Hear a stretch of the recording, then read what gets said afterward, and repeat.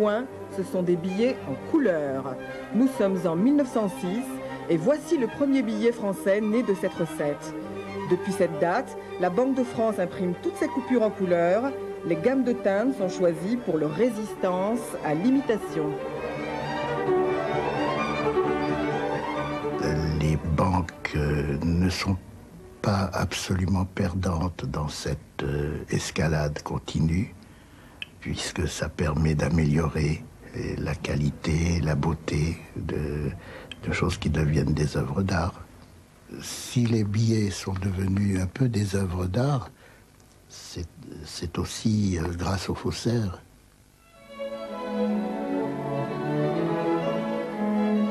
Et de fait, on confie désormais la création des billets de banque à des artistes. On ne lésine pas sur la recherche minutieuse des couleurs les plus résistantes au travail des faussaires. C'est ainsi que naît ce qu'on appellera plus tard l'école française du billet.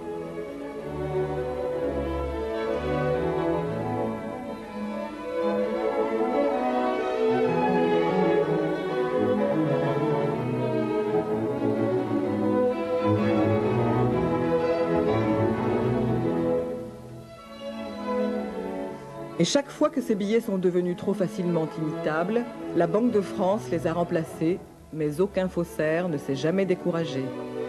Et d'ailleurs, les faussaires ne sont pas toujours considérés par la population que comme des escrocs.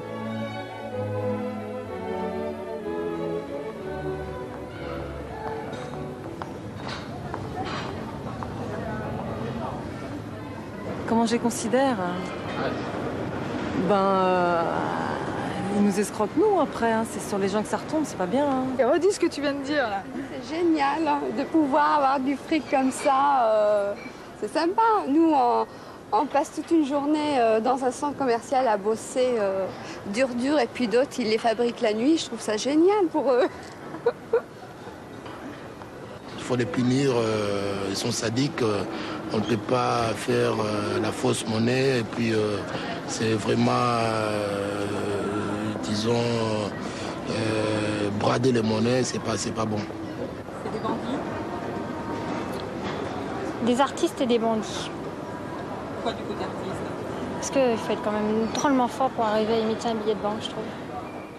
Chargés de les traquer, les forces de l'ordre, gendarmes et policiers osent exprimer parfois aussi une pointe d'admiration pour les meilleurs faussaires auxquels ils livrent néanmoins une guerre sans répit.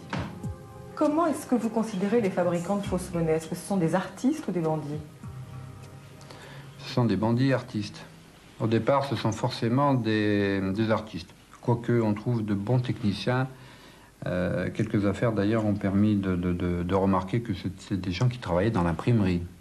Il est préférable de travailler dans l'imprimerie que dans la peinture pour faire de la fausse monnaie.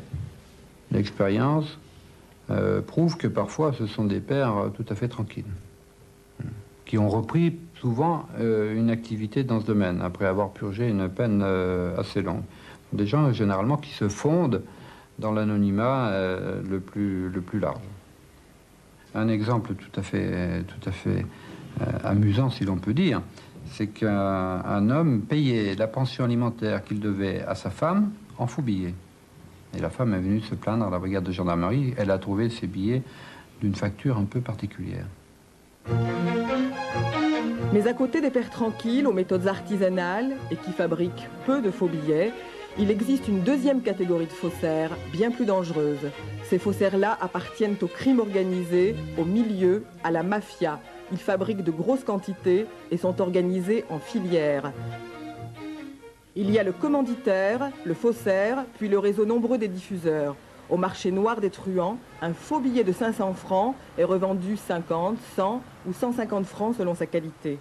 Or, de plus en plus souvent, le réseau ne s'occupe pas que de fausses monnaies. Plusieurs autres trafics sont de plus en plus entremêlés, comme le prouvent les affaires les plus récentes. 210 fausses pièces de 10 francs, 27 billets de 500 francs faux également, 2 presses et 4 matrices servant à battre monnaie dans l'atelier d'Abatille, des armes, des explosifs et des munitions saisis au domicile respectif des membres du gang, plus une toile authentique de l'école de Rubens volée à Lévis à un particulier. Vivant très au-dessus de leurs moyens déclarés, les faussaires, qui pour la plupart ne travaillaient pas, avait, dès novembre dernier, éveillé les soupçons des gendarmes de Porto Vecchio. Une affaire qui a rapidement abouti donc. Elle est exemplaire. Ce qui nous frappe, c'est que généralement, ces affaires sont toujours accompagnées d'autres affaires de droit commun, d'autres falsifications, d'autres usages, des cartes bancaires notamment, et d'une bonne variété des moyens de paiement comme les eurochèques. On voit également des liens avec les stupéfiants qui apparaissent et qui sont rencontrés de plus en plus fréquemment, et des liens avec d'autres trafics, peu avec les trafics de véhicules, mais davantage avec les trafics d'armes. Un faussaire est obligé d'avoir affaire à des truands pour la diffusion. Et c'est là qu'il se fait prendre. Quel que soit l'endroit de France où gendarmes et policiers découvrent de la fausse monnaie, l'information sur l'affaire est systématiquement transmise à Paris aux spécialistes du ministère de l'Intérieur. Aux États-Unis, c'est le Secret Service qui traite ce genre de dossier. En France, c'est la police judiciaire, l'Office central de répression du faux monnayage qui se trouve derrière ces tours de la Défense. Une équipe d'une trentaine de policiers spécialisés synthétise toutes les affaires de fausse monnaie du territoire, en liaison avec les polices du monde, par le canal d'Interpol.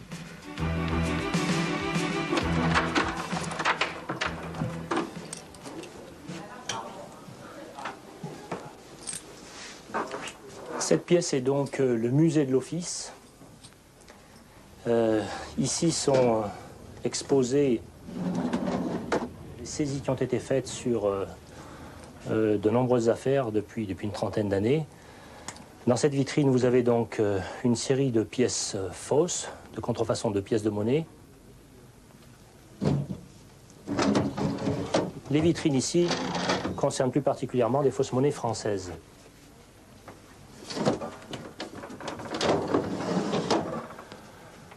Là, vous avez les billets les plus anciens de la production Banque de France, avec le Bonaparte notamment, le Racine. Donc là, ce sont des monnaies assez anciennes. Également des films qui ont servi à fabriquer ces monnaies, ainsi que les plaques pour l'impression offset avec différentes couleurs. Ici, vous avez encore de la fausse monnaie, mais sous forme de feuilles non encore massicotées, c'est-à-dire qu'on n'a pas individualisé les billets, dans la forme donc où ça a été saisi sur les imprimeries en question. Alors des dollars, des billets français divers, de 100 francs ou 200 francs. Également une planche qui, celle-ci, a été fabriquée par photocopie. En 1993, la police et les banques ont récupéré pour 120 millions de fausses pièces et faux billets. Faux billets français, mais aussi étrangers, comme le dollar, très convoité. La part des faux billets représente 55 millions de francs. Comparé à la masse de vrais billets français en circulation, 266 milliards, c'est relativement peu. Pendant ce temps-là, la guerre contre les faussaires continue. Il aura fallu 2 mois d'enquête au SRPJ de Lille pour découvrir le poteau rose. Jeudi soir, les policiers lillois ont saisi tout l'attirail du parfait faussaire professionnel. Un photocopieur couleur laser, dernier cri, devait permettre aux faux monnayeurs d'imiter les billets de 50, 100 et 200 francs. Tous les membres de la filière, une quinzaine de personnes, ont été interpellés et présentés au parquet de Béthune cet après-midi. C'est aux assises, là où sont jugés aussi les meurtriers, que les faussaires connaîtront la peine qui leur sera infligée. Jusqu'au XIXe siècle, les contrefacteurs étaient condamnés à la peine la plus sévère, la mort. Avant d'être pendus ou décapités, ils étaient même marqués au fer rouge de la lettre F comme faussaires. Ils étaient aussi envoyés aux galères, puis au bagne, aux travaux forcés à perpétuité. Au bagne, où ils mouraient d'épuisement au bout de quelques années. Ce n'est que dans les années 60 qu'on remplace la peine de mort par la prison à perpétuité. Enfin, le nouveau code pénal de mars 1994 pondère les peines et distingue les fabricants de fausses monnaies qui continuent à être jugés aux assises des autres membres de la filière, les complices. La contrefaçon continue d'être cher payée. Oui, ça peut être cher payé. D'abord, ça relève toujours de la cour d'assises, en tout cas en ce qui concerne les contrefacteurs eux-mêmes. Les peines demeurent importantes et les peines prononcées ne sont pas négligeables.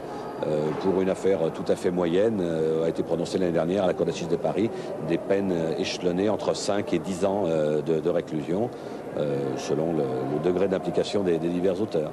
Auparavant, c'était la perpétuité. C'est toujours la peine qui figure sur les billets de banque actuellement diffusés qui seront peut-être mis à jour prochainement sur les prochaines émissions. C'est aussi chaque citoyen qui, sur les attaques contre la monnaie, est visé par une délinquance de ce type. Mais il est normal, encore une fois, qu'il y ait une pondération. Je veux dire, il est quand même moins grave, à mon sens, de diffuser un faux billet que d'aller étrangler une vieille dame. Je caricature, mais enfin, je crois que... La justice a même pensé aux petits malins. En réalité, en France, il y a une loi qui est assez récente qui interdit de collectionner les billets faux. Vous allez me demander pourquoi. Vous ne me le demandez pas, mais je vais vous répondre quand même. C'est que les faussaires qu'on arrêtait avec une valise de billets faux se servaient de cet argument tout à fait fallacieux et qui faisait rire les avocats et les juges en disant « Ah, mais moi, je suis collectionneur, je collectionne les billets faux. Que vous collectionnez les billets faux, vous vous foutez de nous. Ben, montrez-moi l'article de loi qui interdit de collectionner les billets faux. J'ai bien le droit, même si c'est farfelu. » Bon. Alors, dans les jugements, vous savez comment c'est. Il y a la loi, il y a l'esprit de la loi, il y a les articles, etc.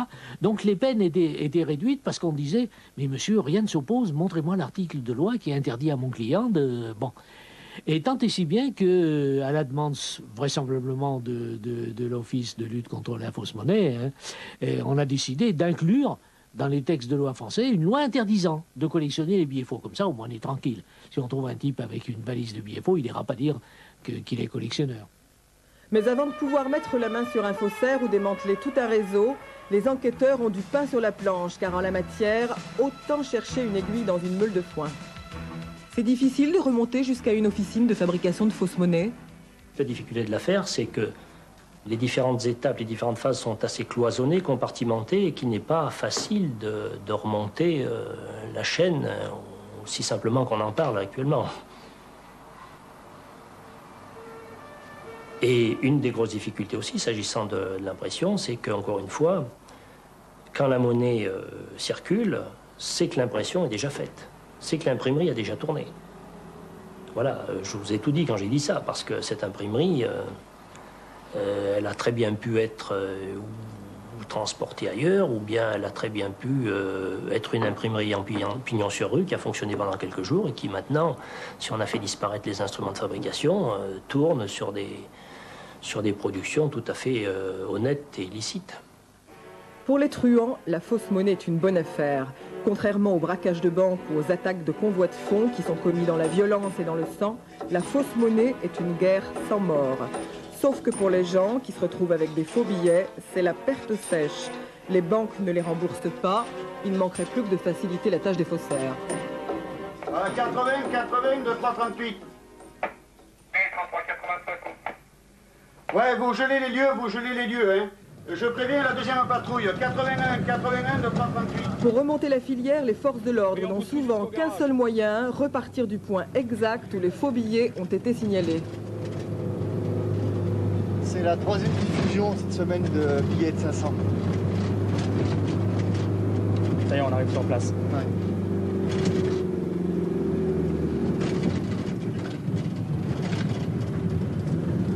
Et beaucoup dans les stations de service.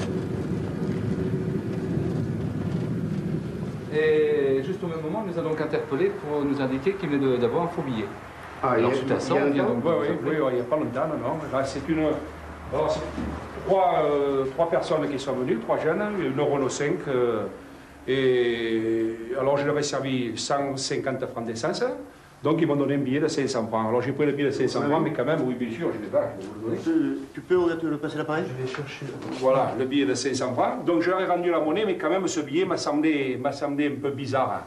Alors, ce que j'ai fait, j'ai pris le numéro. Je peux vous donner le numéro. J'ai de suite pris vite. Bon, je m'occupe de la diffusion, moi, à partir du saphir. Hein. Après, je le vois. C'est comme appareil, c'est mais la méthode est simple, hein. Il suffit de diffuser. Oui, mais j'ai pas justement, j'ai pas de.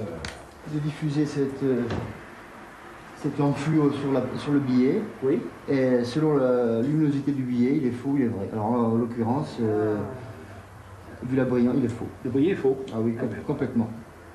Ouais, ok. Complètement. Sur le terrain ou chez le commerçant, la seule arme pour éviter de se faire piéger, c'est ce petit appareil à ultraviolet. Si le billet bleuit sous sa lumière, c'est qu'il est faux. Mais tout le monde n'a pas une lampe à ultraviolet à sa portée. Alors, pour reconnaître un vrai billet d'un faux, on fait comment? Comment voulez-vous qu'on le sache? Hein? Si on travaille la nuit, disons, dans la nuit, nous donne Des billets, on peut pas regarder ça, on peut pas le voir. Vite fait, il y a des gens, ils sont pressés. Ça peut être faux, ça peut être juste, on peut pas le savoir. Il faut qu'on ait des appareils à côté de nous. Et il y a des clients qui essaient de vous payer avec de la fausse monnaie? Absolument. Mais tous les jours. Ouais, ça m'arrive, ouais, effectivement, oui. Bon, enfin, il y a un moyen bien simple de le reconnaître. Hein. Le billet de 500, ouais. Faut le gratter un petit peu comme ça, et si c'est rêche, eh ben, il est bon. En général, c'est ce que je fais. Sinon, il n'y a pas beaucoup d'autres moyens. Hein. Il y a le bruit, tu vois, tu fais ça comme ça là par exemple. Le papier, il est pas pareil. Non, mais tu fais ça comme ça là. Le touche. Non, mais sur le billet. Il est gros, le papier il est gros. Non, il est plus épais. Mais le vrai, quand tu fais ça comme ça là, ça fait un bruit. Le vrai, tu vois la tête là, regarde, la tête. On voit. Oui, mais elle est dans le foncier, dans le foncier. Non, ils sont bien. Voilà, tiens, voilà. Ils sont bien faits. La tête, elle est impeccable. Si tu as un faux, il y a quelque chose qui ne va pas. Il a des moustaches. Il a des moustaches. Il ne pourra jamais découvrir le faux. Alors là, je vous donne un billet de 500 francs que vous allez me rendre. Alors, verdict, vrai ou faux?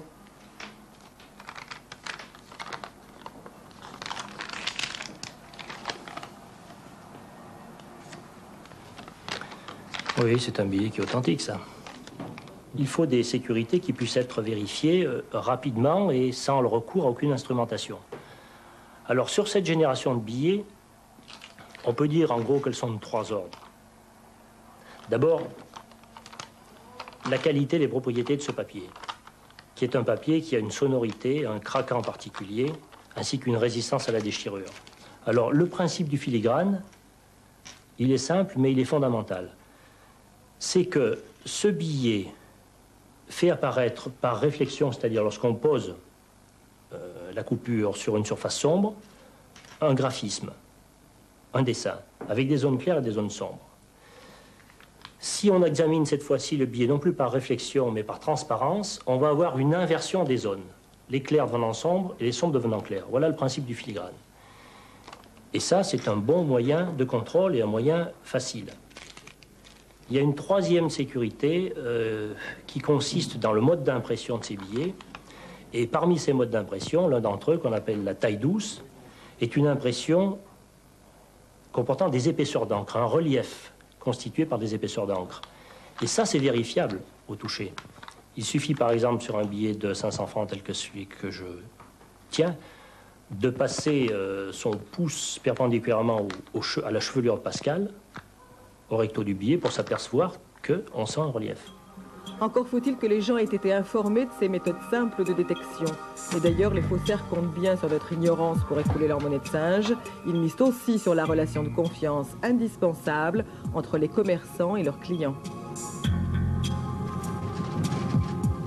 Et là, on apprend qu'il y a un troisième commerçant qui vient d'être victime d'une émission de fausses billets. Alors vous envoyez les deux équipes, ils me rejoignent sur le terrain et on leur donnera l'émission. Vous prévenez le courant de compagnie.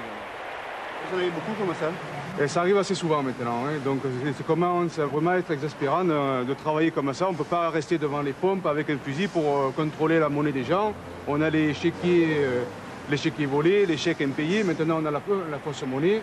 Bon, on va analyser les trucs. Bon, là c'est vous qui avez marqué faux là? Oui, oui. D'accord, oui. Bon, il y a une commission rogatoire permanente, juge d'instruction de Paris. Donc, comment dire, donc on entend les victimes, on saisit les billets. Néanmoins, on poursuit quand même les investigations, recherches aux alentours de la commune, préliminaires, sans problème. Bon, je mets en œuvre les auditions, puis hein, okay. Les diffusions sont faites de toute façon. Voilà.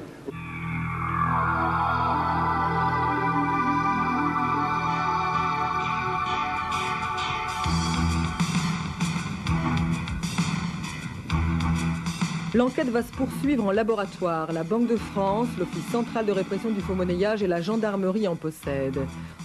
On va placer le billet faux sous une série d'appareils pour essayer de retrouver la patte du faussaire et ainsi remonter toute la filière.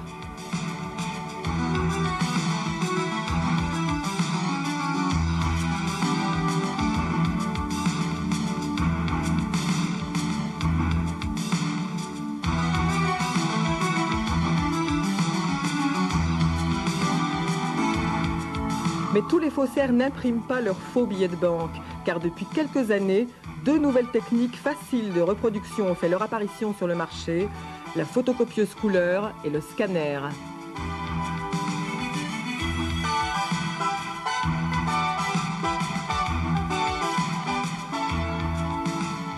Les techniques se perfectionnent, les matériels deviennent beaucoup plus fidèles dans les reproductions qu'ils font.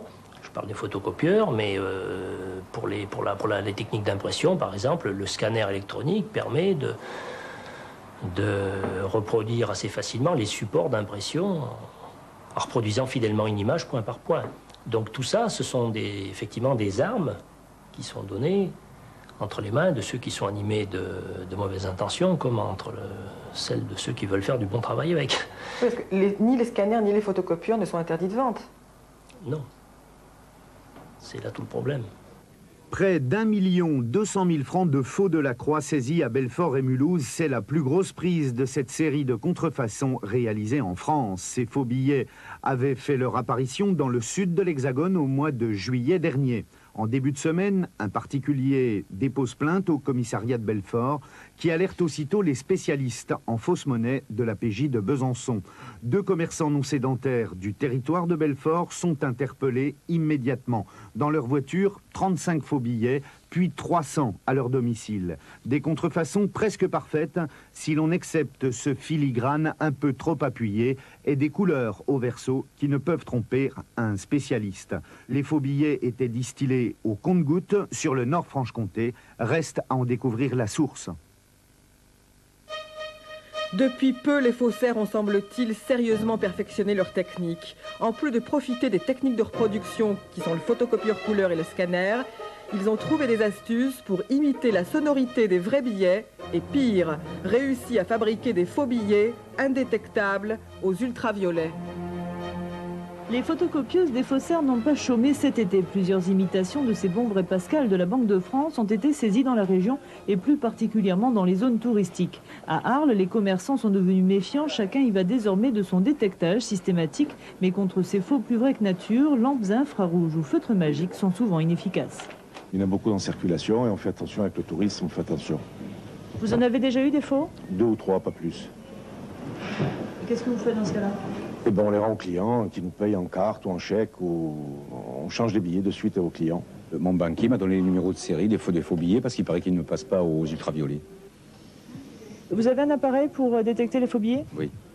Vous avez essayé de détecter ces faux billets avec oui, et on voit rien. Perfectionnistes, les faussaires n'ont malgré tout pas réussi à copier le papier de la Banque de France et c'est ce qui les trahit dans les mains expérimentées des banquiers. Pour qui n'a pas la main experte et surtout pour les particuliers peu méfiants, ces faux sont comme le mistigris, la carte à ne surtout pas piocher. Les banques qui les retirent automatiquement du marché pour les remettre ensuite à la Banque de France n'indemnisent pas leurs clients abusés. Donc sur ce billet de 500 francs, les faussaires ont trouvé une parade qui leur a permis de diminuer la fluorescence. Alors ce qui fait que tous les commerçants équipés de ces lampes UV se sont trouvés en difficulté. Ce qui fait que cette coupure de 500 francs, cette contrefaçon de type P16C, P16 disons de manière générale, a été quelque chose d'assez gênant pour nous. Qu'est-ce qui faisait que c'était pas décelable? Là, non, je ne peux pas aller plus loin parce que, bon, même si certains l'ont trouvé, je ne veux pas susciter d'évocation. Donc là, sur l'aspect technique de cette manipulation, là, je ne pourrais pas en dire plus. De leur côté, les fabricants de détecteurs de faux billets sont, eux, bien obligés de comprendre comment les escrocs s'y sont pris pour passer outre leur matériel.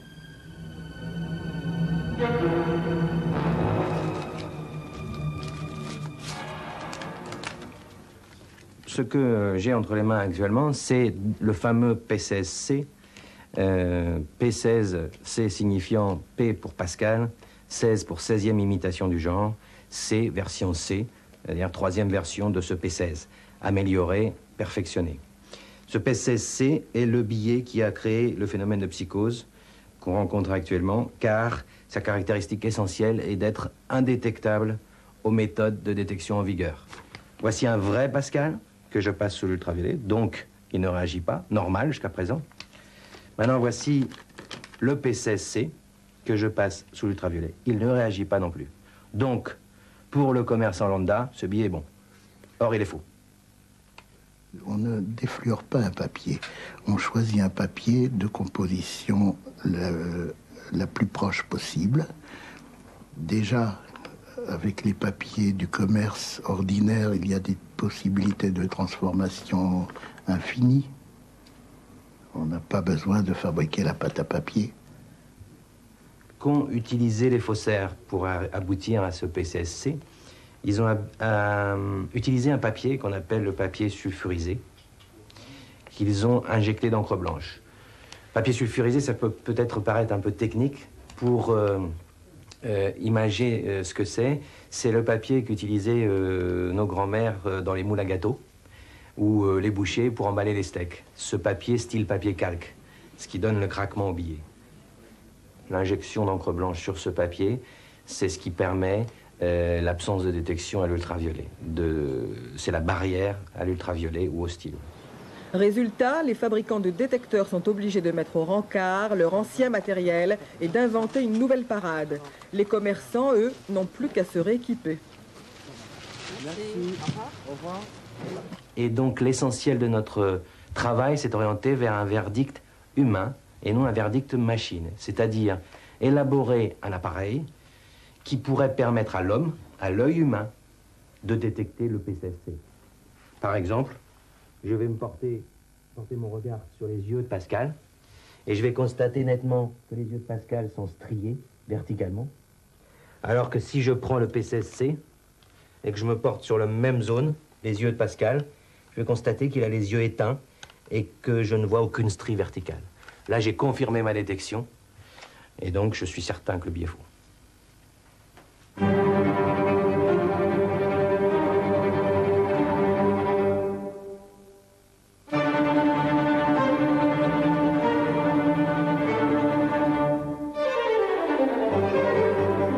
Riposte de la Banque de France, qui préparait depuis une dizaine d'années une nouvelle gamme de billets plus sophistiqués. But de l'opération, rajouter des difficultés, des sécurités grand public facilement repérables pour compliquer la tâche des faussaires.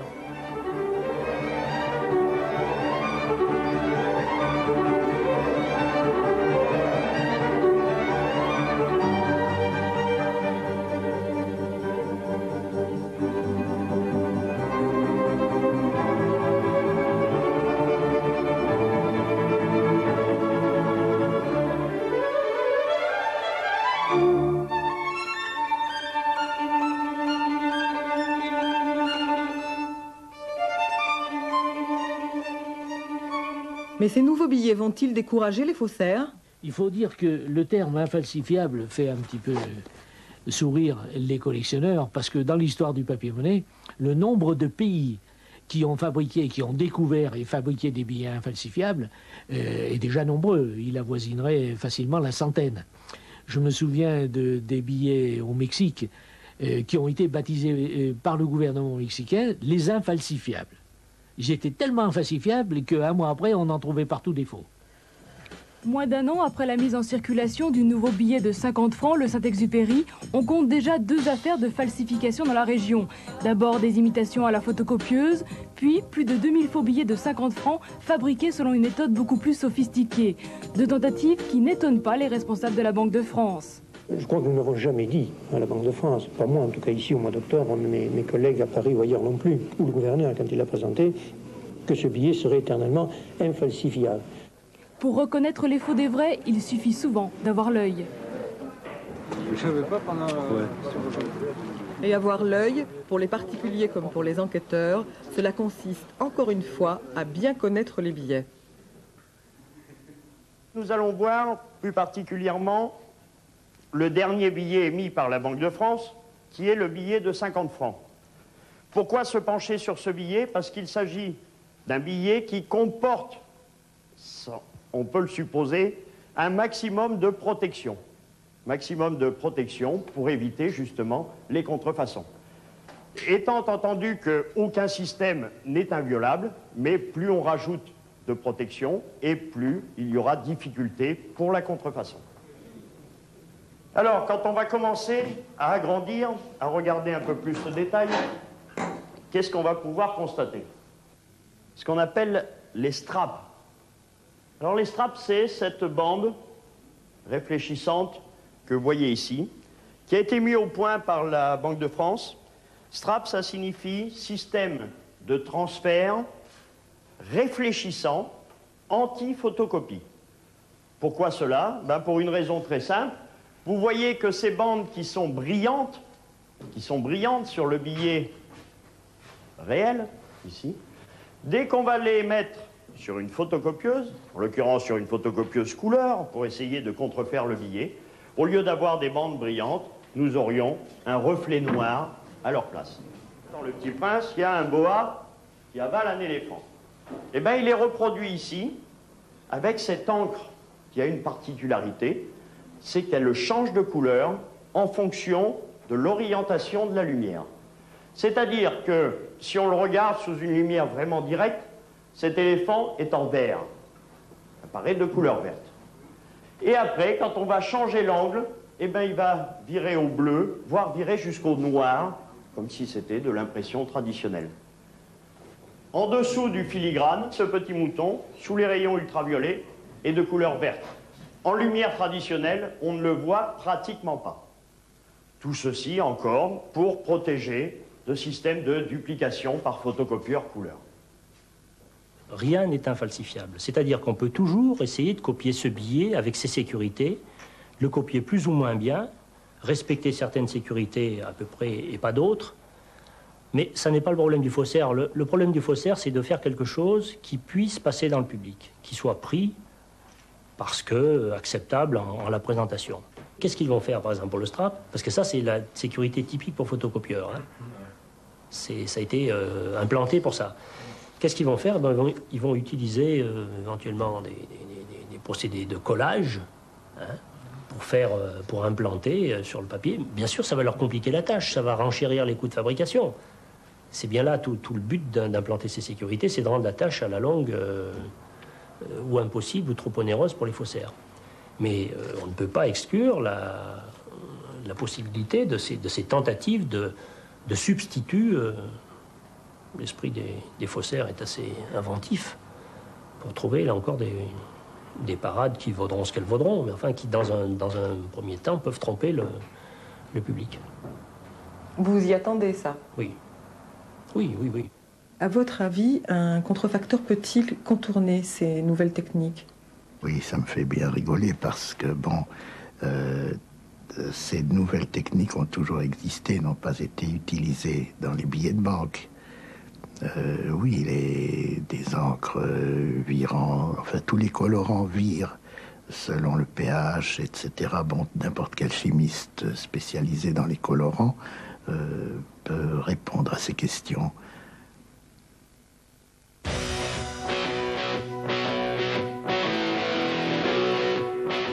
Voici l'homme qui est, lui, le créateur officiel des nouveaux billets de banque français.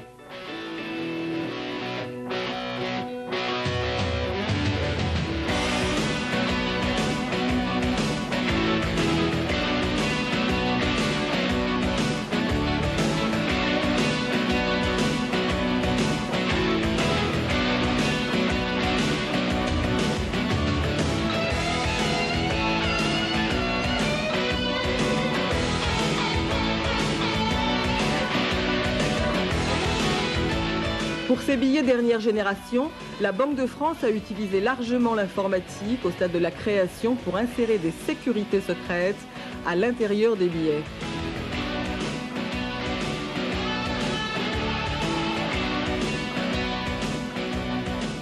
Puis ensuite, les billets sont éprouvés par une équipe d'experts de la Banque de France qui se mettent un peu dans la peau des faussaires pour tester les billets. Si les billets résistent, ils seront bons à imprimer.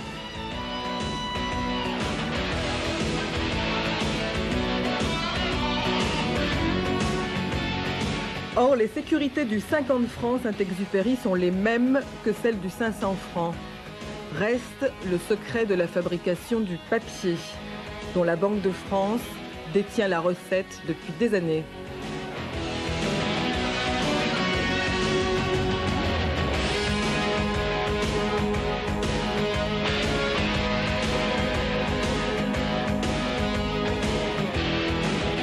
On retrouve dans ce billet le strap, la bande miroir discontinue, réfléchissante, anti-photocopie, l'encre à variation optique qui passe du vert au bleu,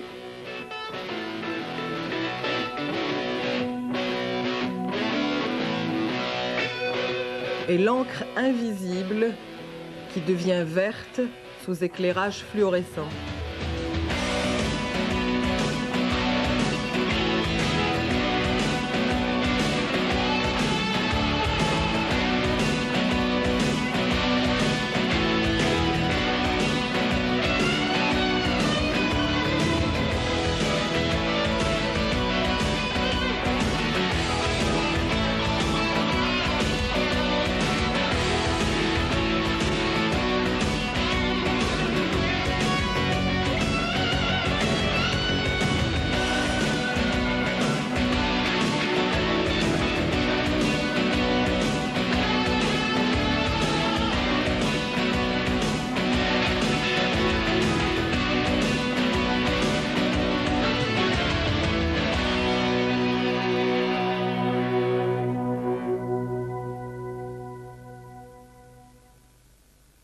En réalité, la lutte de la Banque de France contre les faussaires est inégale et il est très difficile à la Banque de France de gagner cette lutte-là pour la bonne et unique raison que chacun a des raisons tout à fait différentes.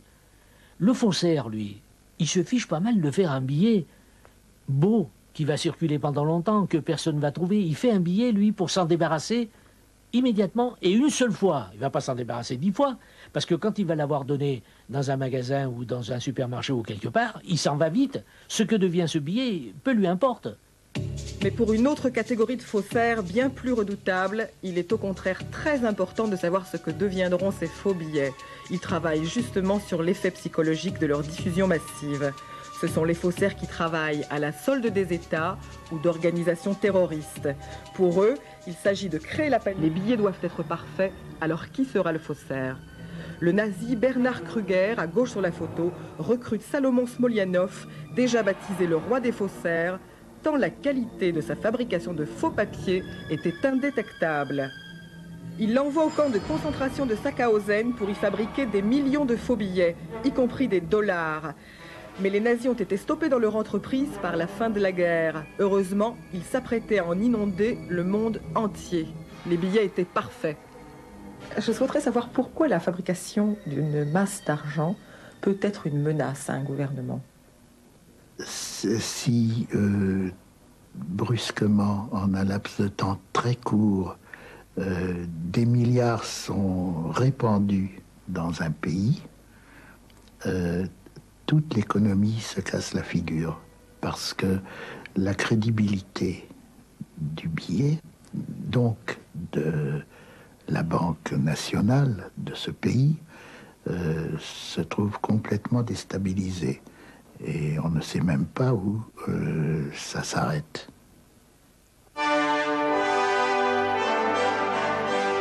Quand la population perd confiance dans sa monnaie, on sait ce que cela donne.